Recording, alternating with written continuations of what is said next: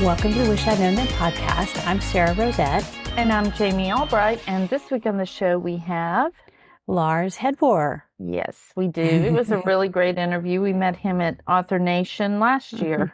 He writes about the American Revolution.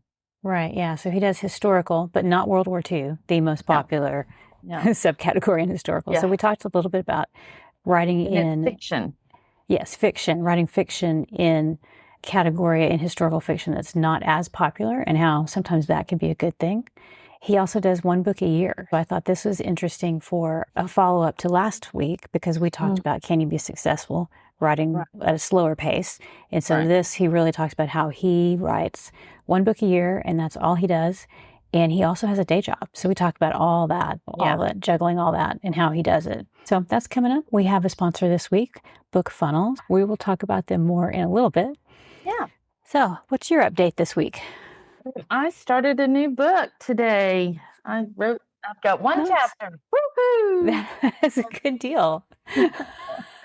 But yeah, I have been thinking about it for a few months and, I got to think about it. I wrote a rough outline because I don't outline and I've already one chapter and I've already strayed from it. So, but it just kind of gave me some ideas. I know how the book's going to end. So that's always good because then I can write to the end.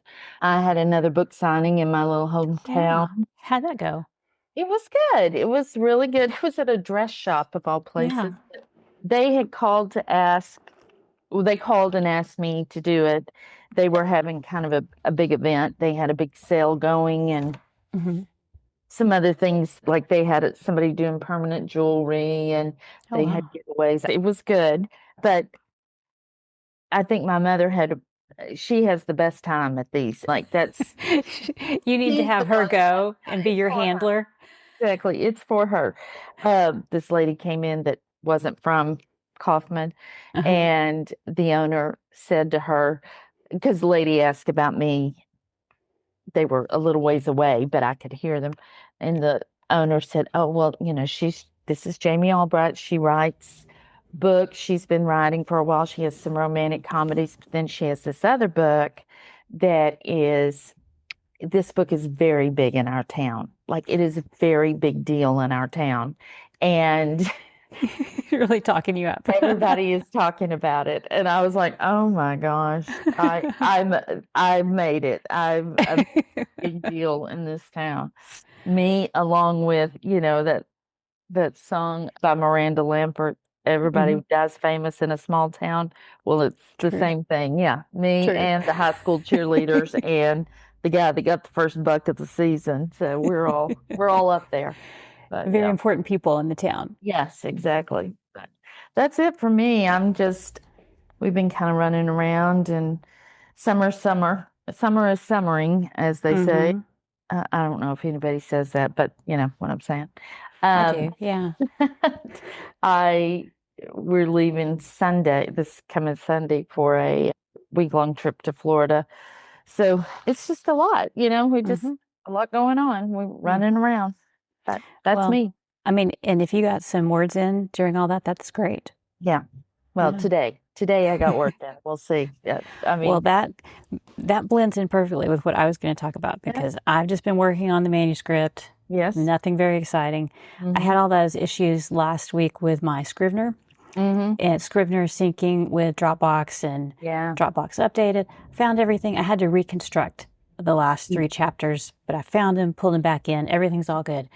But while I was poking around in Scrivener, looking for all these things, it has a writing history, and I've never really looked at it. And you can go in and you can look at, how many words you've written each day, how many words you've written each month. And so I was like, oh, this is cool. I was just kind of wasting time because I wasn't really ready to get back to the manuscript. So I was like, let's look at this and see what's going on. And so I started this book in January. And in January, I had negative 237 words. So it keeps the negatives for you just to help inspire you, deleted. Oh, you deleted them. Yeah. How do you get negative 237 words? It was a rough writing day. That's hilarious. But anyway, so I have known this about myself, but just seeing this really emphasizes that I like consistency. I like discipline is one of my strengths. So I like to write a little bit each day, but I'm slow, especially in the beginning. So in February, I had 1,000. I mean, that's total words that month. March, 415. April, 5,000. Then May, 9,000. Then June, 16,000. And July, 8,000. So you can see the super slow start while I'm figuring everything out. And then all of a sudden I'm like, okay, I know where I'm going. And then it gets easier and it gets faster. So seeing that in black and white, I was like, okay, so I just need to not be frustrated when that first month is negative words. Right. and then it's like 400, but I had other stuff going on. So I think it was February and March was the launch of the trope book. And then we had the retreat we were doing. So there's a lot of other non-writing stuff going on then too. So that impacts it too. But anyway, I just thought that was interesting that for me, it's like a very slow uphill climb in the beginning. And I just need to remember that. And maybe I won't be as frustrated next time. So, right. I mean, it took me 3.5 hours to write one chapter. I mean, I think that's about normal. The first chapter is always so hard and it will change. I'm like, why am I spending all this time on this? Because I know this is going to change, but I have to get it as right as I can before I can go on, because that is, to me, the foundation of the book right there. I get that. I get it. So that's like all I got this week. We appreciate all our supporters that have signed up for the last couple of weeks. We really appreciate you guys. And we had a question today about finding the supporter episodes on Substack. And yes, the supporter episodes are on Substack. If you sign up over there, you can find them. They're just in with the post, but they're unlocked for you as long as you sign in on the email you signed up with. We have like 20 plus episodes that you get access to if you support the podcast. And then you also get a shout out on the podcast. This week's sponsor, our corporate sponsor, is BookFunnel. Yeah. So we love BookFunnel, as always. We always say we love them. Yes. Well, I mean, we do. We do, yeah. We love Damon and we love, just the whole crew over there. They're amazing. Yeah.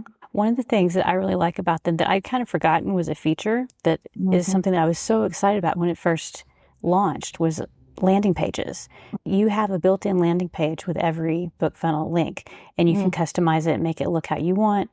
And that, to me, I remember when it launched, I was like, oh, thank goodness I don't have to pay anybody to host my landing pages, because that's all included. So it's just one of the little things they do that it helps. It makes it simple to get everything set up, and then you don't have to have another subscription or something else to maintain for landing pages. So can you tell the listeners what you would use a landing page for, Sarah? Well, if you're giving away a reader magnet, you would use it for that. For art copies, you can customize the look of it, the text and everything. And, I think you can also send it to a separate page that you host yourself if you don't want to use the one they have built in. I've never done that because I'm fine with what they've created. Yeah, me too. We love them. Thank you, BookFunnel, for sponsoring the episode, and we really appreciate it. If you're interested in BookFunnel, you can find them at bookfunnel.com. Do we have anything else for this week to share? No, we should get on with the interview. It's a great one. Right. Yeah, here is Lars. Today, we're really excited to have Lars Headbore here. Hi, Lars. How are you? I'm doing very well, thank you. Let me read your bio so people know a little bit about your background, and then we'll jump into the questions. Lars is an amateur historian, linguist, brewer, cuckoo clock restorer, fiddler, astronomer, and baker. Professionally, he's a technologist, high school foreign exchange coordinator, marketer, writer, and father. His love of history drives him to share the excitement of understanding events of long ago and how those events touch us still today. So after that bio, how do you have time to even do any writing? It is sometimes a challenge. Fortunately, my readers are accustomed to only getting one book a year from me.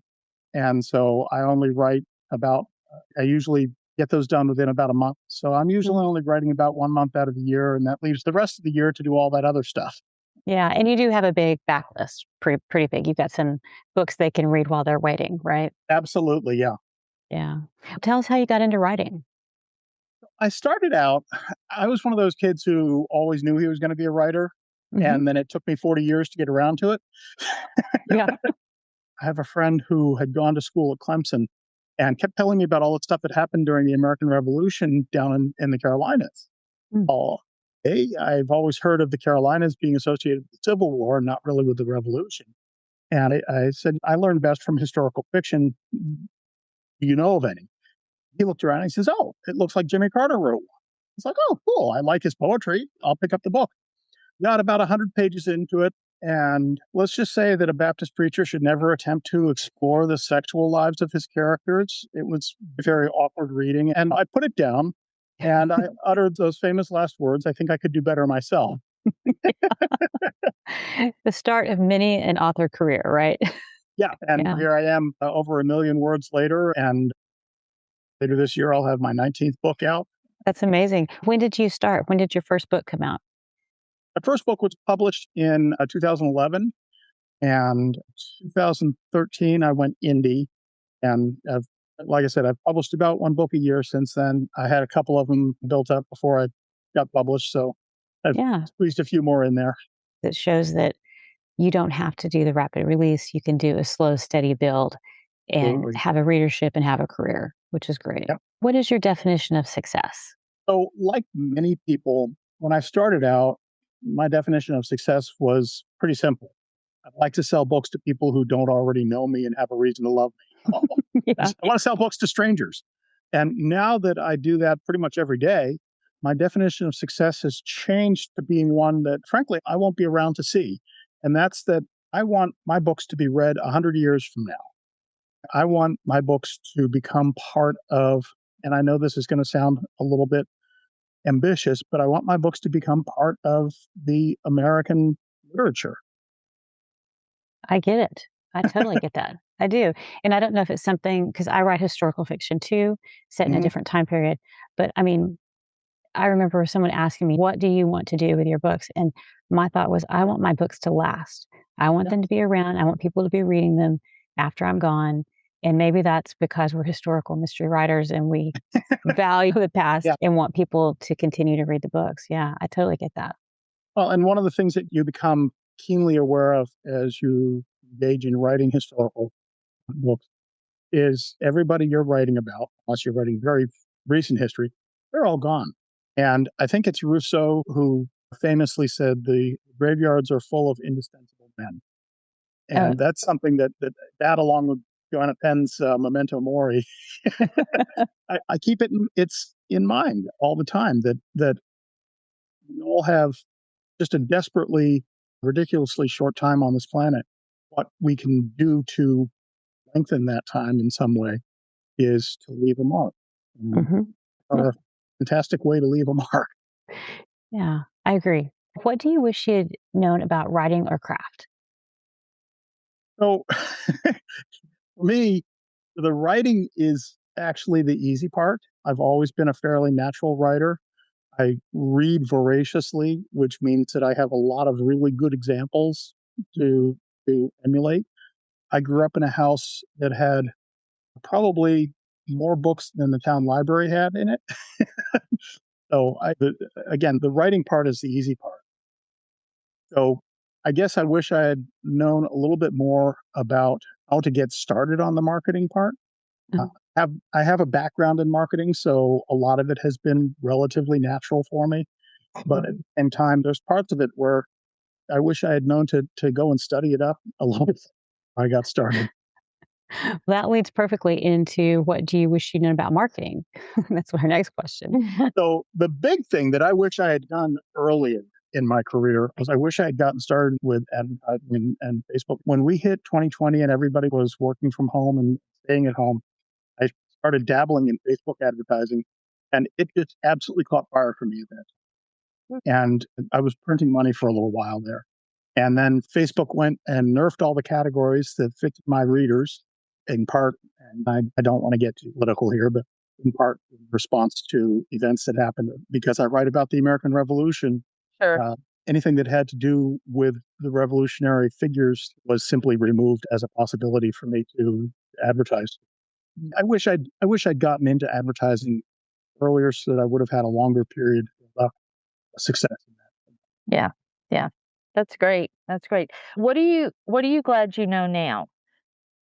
So one of the things that I'm really good at and have been good at since the beginning of my career is selling in person, hand selling. I just good at connecting with people in person and explaining what I'm doing, why they must have one of my books before they walk away. And the problem with that, of course, is that it doesn't scale very well because there's only one of me.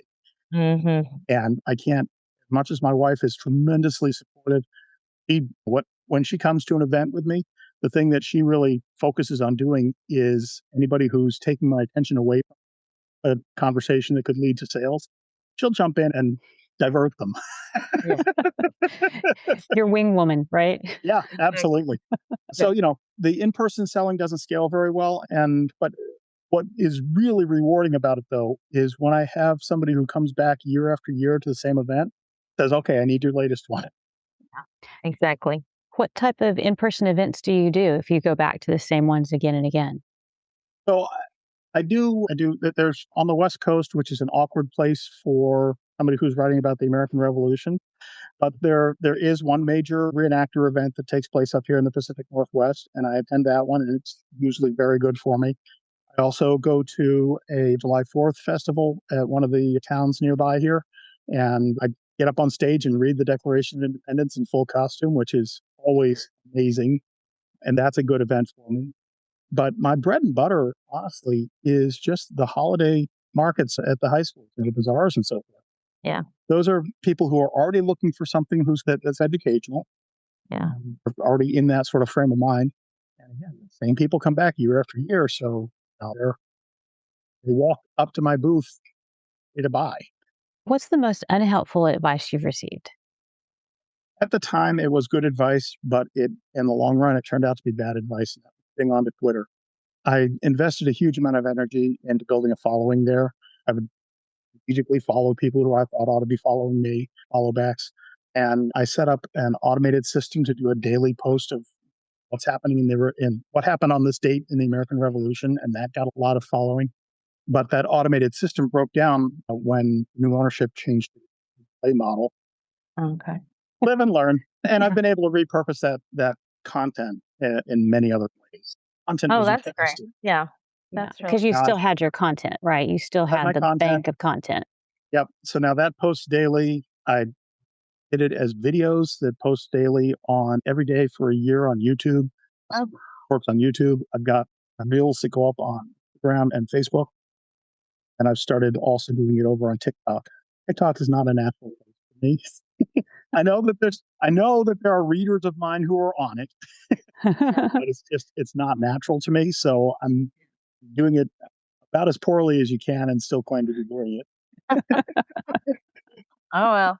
Yeah. Take it till you make it. Yeah. Yep. What's the biggest change you've had to make in your thinking? So I'm still working on this one, and I'm not very good at it yet. And it's the idea that I have to do everything myself. Yeah. I'm a pretty capable person, and I've got a very wide background. You look at my career and you think, this is somebody who can't figure out what the devil he wants to do with it. But what that means is that diverse career.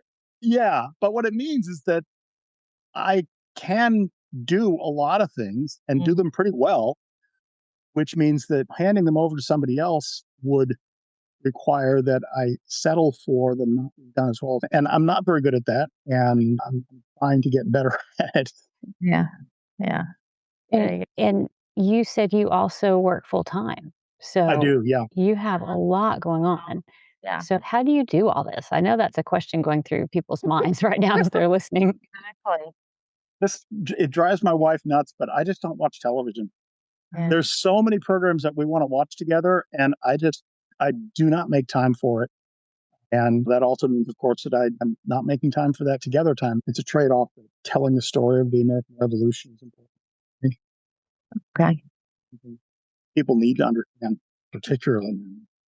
That's pretty much how I get it all done. All right. I see that. I see that. You have a lot. And during the month of November, I don't sleep very much either. So. So that's when you write your book, right? Yeah. That's when you do your yearly book. Yeah. Yep. I got started using the National Novel Writing Month process. Yeah. And of course, now they've changed that over to Novel November. And I use that again this year. And it's a model that just works for me because it keeps me accountable for making sure that I've got words. And at the end of the month, I've got 50,000 words come hell or high water. And I have never missed the first year that I tried it.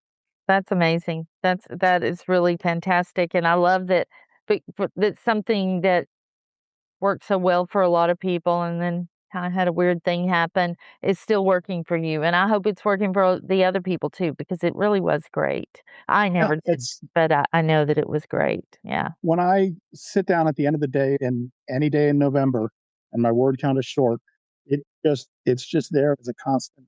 Okay, better sit down and get some words on the page. They don't have to be good words. That's the thing. They don't have to be good words, but they've got to be words. Exactly. If you were starting over today, what would you do differently? I think I probably would have gone indie right away instead of trying to get the validation of a publishing deal. Yeah. Started off with a small press, and it was wonderful just in terms of giving me the confidence that somebody actually wants to read what I'm writing. They were not well aligned with what I'm doing, and they didn't pick up my second book, or they didn't explicitly not pick it up. They just never around to it. And so I started shopping it around to a couple of other publishers. And I actually had one publisher that, one of the major publishers, this would be interesting if the language were a little simpler. I was like, no, I don't think so. Yeah. It was a sign to do it on your own, right? Yeah. The other thing I probably would have done faster is I probably would have jumped into audiobooks earlier. Yeah. Do you do your audiobooks yourself? No. I have a magnificent narrator, Shaman Casey. He's doing very well for himself now. And honestly, if I had started earlier, he might not have been in the market yet. It all worked out. I wish I had gotten started earlier so that I could beat that market where it is.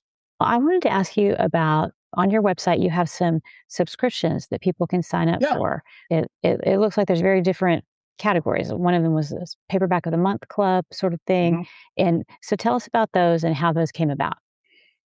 Well, I was at one of these in-person sales events, and somebody was looking at my whole rack full of books because I have this ridiculously large backlist. And he said, I just wish I could get one of these every month. I said, it's a great idea. Well, how do you do that? What are the mechanics behind all that? It's all done by hand. It is not scalable. So what that means is that every month, I literally have an Excel spreadsheet. I have ebook of the month, which is that relatively easy. I fill that through, and then I've got the paperback, and then I have the deluxe collector's edition, is hardback edition of the book. It's the recipe card and the map laminated, and then some sort of an artifact. Okay. So, and you package all that up yourself? I package all that up myself, and to make sure, and I don't have a lot of subscribers, which is what makes it sustainable for now. If I do end up with a lot of subscribers, I have written down exactly how I package all that stuff, exactly how this goes on the right, this goes on the left, this gets folded on this page. And I do that both for myself so that I can remember month to month how I've done it so that it's consistent for my readers. Yeah, I feel that way with the letters because I've done the letter subscription for this year. Oh, yeah. And I have a spreadsheet with everything. But then I did think, oh my goodness, I want to make sure I have some backup on this just in case something happens. I can't do it. So I've got my assistant can get in there and can do everything that needs to be done. And it tells you what you're doing each 2 weeks. Because if it's just you and say you got really sick, then I don't want to leave people thinking what happened to my letters for this week. So it is something that we don't normally have to think about because we've not normally done recurring subscriptions that we have to fulfill. So exactly. Yeah. And I know that there are places that will do fulfillment like that for you if you get enough volume. I never had enough volume to make it worth it. So I do it every month myself. That's a big job though too. Do you package it up in a special box or you just put it in an envelope or how do you send it?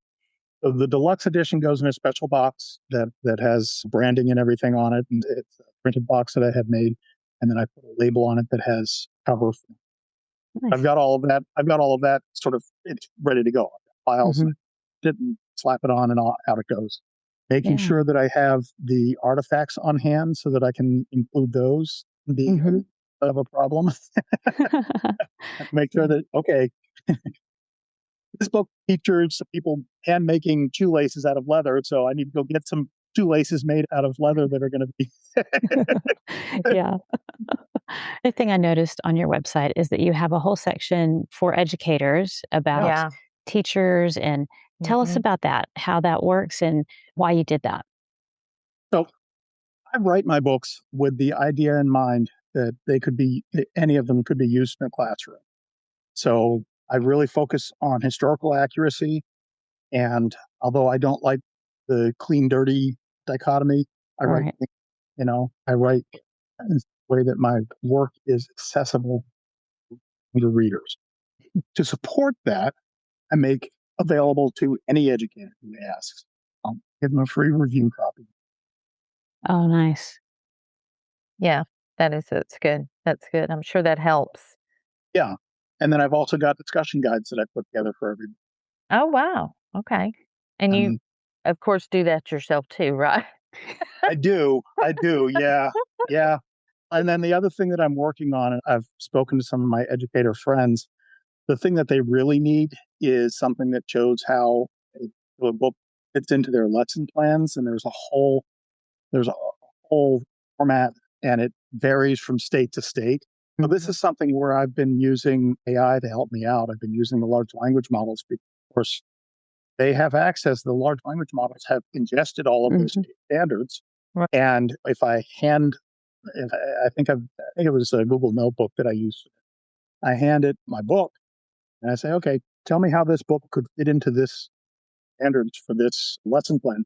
Oh, spit out a lesson plan that I shared one of them with an educator friend of mine from the state where it was targeted, and she said, "Yeah, I could use that." Yeah. Yeah. And your books are targeted. They're for adults mainly, right? Yes. But then because they're clean and they're historical, they also appeal to teachers and educators, right? Okay. Yep. 'Cause again, I know that when I was in school, one of the ways that I learned history the very best was by reading good, engaging historical fiction. That was always because, again, historians can tell you what happened, and historical fiction author can tell you how it felt, smelled, tasted. That's the stuff that sticks with you when you're learning history. The way history is taught in classrooms, and this is probably unavoidable for what they have to do, but it is essentially teaching you how to play Trivial Pursuit. Yeah, which is not very interesting. It's not interesting and it's not engaging. Yeah, exactly. Yeah. Exactly. Yeah, I mean, the number of people who, when they come up to me in the booth, they're like, "Oh, I didn't like history." Like, Yeah. I mean, I'm because I'm a freak, but As an example, and I'm an adult, but after reading the first Outlander, I went and researched the Jacobite War and all of those things that I had no idea. I didn't know anything about that. But then I was interested and I went and researched, and now I know things that are historically accurate because I went and researched them because it was interesting to me. I'm an adult, but a kid is no different, and I'm probably even more curious than an adult. absolutely. That's also why I include a very thorough historical note at the end of each of my books. So I can, number one, tell on myself any place that I've strayed from what's known in history. I don't get the actually emails. I already wrote it. Yeah. But then also to point people in the direction of here's some further stuff that you might find interesting to invest. Do you include the information about the questions and stuff you have on your website in your book, or is that just for people that kind of run across it? So you mean the discussion guides or? Yeah. Yeah, those I don't put those in my books. I probably should. Yeah, you should. Maybe a QR code, to lead to it or something. Yeah, Yeah. that would probably be good too. Yeah. Well, do you find, I know Sarah gets this a lot with her historical, but do you get a lot of people messaging you, questioning the accuracy, or you didn't get this right, or is it not as much with the American history as it is with British history and stuff? I don't get a whole lot of that. So I was on a television program about 10 years ago, and I got some irate emails from somebody who was vexed that the flag in the background behind me was backwards. Leave it up to you.